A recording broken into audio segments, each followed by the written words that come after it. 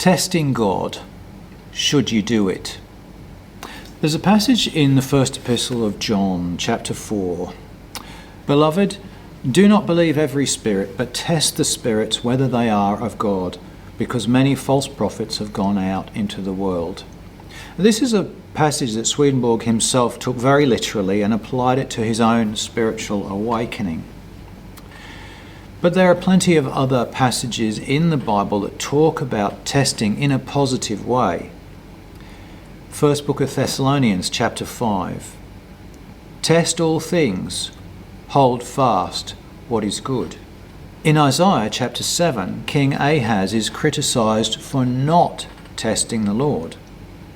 But Ahaz said, I will not ask, nor will I test the Lord. And then the prophet responds, Hear now, O house of David, is it a small thing for you to weary men, but will you weary my God also? But then in the prophecy of Malachi, we see God himself even suggesting that a testing is appropriate and should take place. Bring all the tithes into the storehouse, that there may be food in my house, and try me in this, says the Lord of hosts, if I will not open for you the windows of heaven and pour out for you such blessing that there will not be room enough to receive it.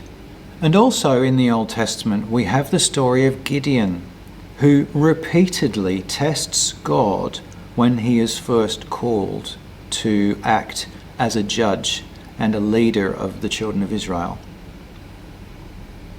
But then contrast that with passages which suggest that we should not test God. For example, Acts chapter 15. Now therefore, why do you test God by putting a yoke on the neck of the disciples, which neither our fathers nor we were able to bear? In the book of Deuteronomy it says, You shall not tempt the Lord your God as you tempted him in Massah. And Jesus himself in Matthew chapter 4 said, It is written again, You shall not tempt the Lord your God. Another thing to realise, of course, is that it seems okay in the Bible for God to test us. So in Psalm 139 we read, Search me, O God, and know my heart. Try me and know my anxieties.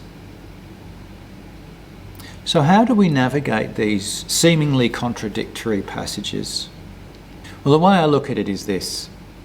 Verifying the truth of something is useful for us all to do.